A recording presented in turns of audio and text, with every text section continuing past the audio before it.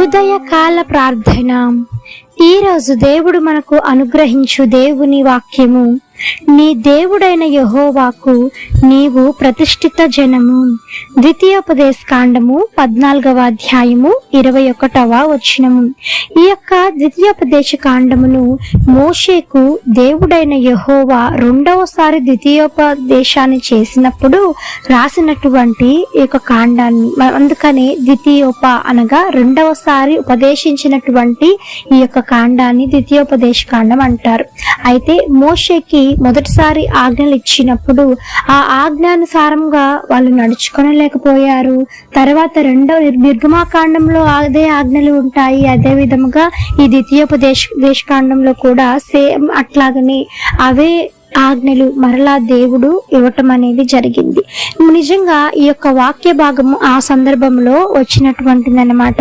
నీవు నీ దేవుడైన యెహోవాకు ప్రతిష్ఠితమైన జనముగా ఉన్నావు. నీవు కూడా, ఆ మోషే ఒక ప్రతిష్ఠితమైన వ్యక్తిగా ఉన్నాడు, ప్రత్యేకమైన వ్యక్తిగా ఉన్నాడు.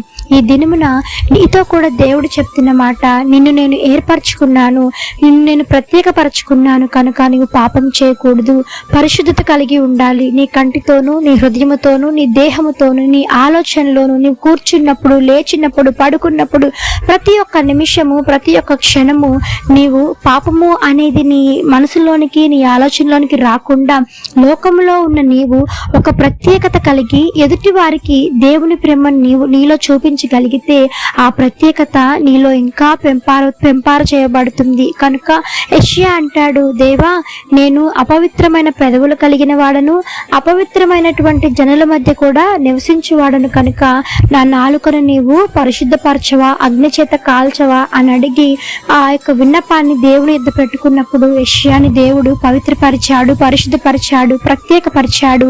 ఈ దినమున దేవుడు నీతో కూడా చెప్తున్నటువంటి మాట, ఒక యెషయా వలె నీవు దేవుని యొద్ద ఒక విన్నపాన్ని చేసుకోగలిగితే, దేవా నిజంగా నేను ఇప్పటి వరకు ఎన్నో అపవిత్రమైన పనులు చేశాను, నా దేహముతోనూ, నా కంటితోనూ, నా హృదయముతోనూ, నా యొక్క అవయవాలతోనూ, ప్రతి ఒక్క దానితో నేను పాపములోని చీకటిలో ఉన్నాను. నన్ను పరిశుద్ధపరచవా యేసయ్యా, ప్రత్యేకపరచవా తండ్రి అని నీ ఒక్కసారి దేవుని యొద్ద విన్నపము చేయగలిగితే ఆ విన్నపాన్ని దేవుడు అంగీకరించి ఈ జీవితాన్ని, ఈ దినమున నిన్ను నూతన పరచబోతున్నాడు. ఒక ప్రతిష్ఠితమైన జనముగా చేసి గొప్ప జనముగా అంతకంతకు నిన్ను ఆశీర్వదించి నిన్ను వర్ధిల్ల చేయువాడు ఆయనే. ఆమేన్. ఈ యొక్క వాక్యము ప్రతి ఒక్కరి జీవితంలో నెరవేరాలని కోరుకుంటూ అందరం కలిసి ప్రార్థన చేద్దాం. ప్రార్థన. మమ్మల్ని మిక్కిలిగా ప్రేమించిన మా ప్రియ పరలోకపు తండ్రి, మీ ఘనమైన పాదములకు వేలాది వందనములు, స్తుతి స్తోత్రం చెల్లిస్తున్నాము యేసయ్య. ఆశ్చర్యకరుడవు, ఆలోచనకర్తవు, జీవాధిపతి మీకు వందనములు తండ్రి. పరిశుద్ధుడు పరిశుద్ధుడు పరిశుద్ధుడు అని నిత్యము సకల దూతల చేత కొనియాడబడుచున్న యేసయ్య మీకు స్తోత్రము నాయన. తండ్రి, యొక్క ఉదయకాలము లేచి నీ నామమును ఆత్మతోనూ సత్యముతోనూ ఆరాధించే భాగ్యాన్ని మాకు ఇచ్చినందుకై మీకు స్తోత్రము తండ్రి. నాయన నిజమే నాయన, ఈ లోకంలో ఉన్న మేము ఒక ప్రత్యేకపరచబడిన వ్యక్తులుగా జీవించటానికి దేవా మీ యొక్క సహాయాన్ని, మీ కృపను మాకు దయచేయండి. పరిశుద్ధత కలిగి జీవించటానికి మీ కృపను కుమ్మరించమని వేడుకుంటున్నాము తండ్రి. నాయనా, ఈ దినమంతయు మీ కాపుదల కింద భద్రము చేయండి. కృంగిన వారిని లేవనెత్తండి. అలసిపోయిన వారి ప్రాణములు దేవా మీరు తప్పరిలా చేయమని వేడుకుంటున్నాము తండ్రి. సహాయము చేయండి నాయన. మరి దేవా మాకు సహాయము ఎక్కడి నుంచి వచ్చును అన్న దావీదు భక్తుడు అన్న రీతిగా దేవా తండ్రి మీ యొద్ద నుంచే మాకు సహాయం వస్తుంది కదా తండ్రి. మా యొక్క ప్రతి ఒక్క అవసరత తీర్చివాడవు మీరే కదా తండ్రి. నేను ఆదరణకర్తవు, ఆశ్చర్యకరుడవు, అద్భుతకరుడు అయిన దేవా తండ్రి, ఒక్కసారి ప్రతి ఒక్కరిపైన మీరు చూడండి. ఈ దినమున ఎంతమంది ఎన్నో రకాలుగా సమస్యల వలయంలో చిక్కుకొని కొట్టుమిట్టాడుతూ ఉన్నారో దేవా, అటువంటి వారి ప్రాణమును మీరు తెప్పరిల్ల చేయండి. అలసిన ప్రాణమును, సమస్యల ప్రాణమును మీరు శాంతపరచమని వేడుకుంటాం దేవా. ఆర్థిక సమస్యల నుంచి విడుదల కలిగించండి. బలహీనకు బలం చేకూర్చండి. రోగులను మీరు ముట్టండి, స్వస్థపరచండి.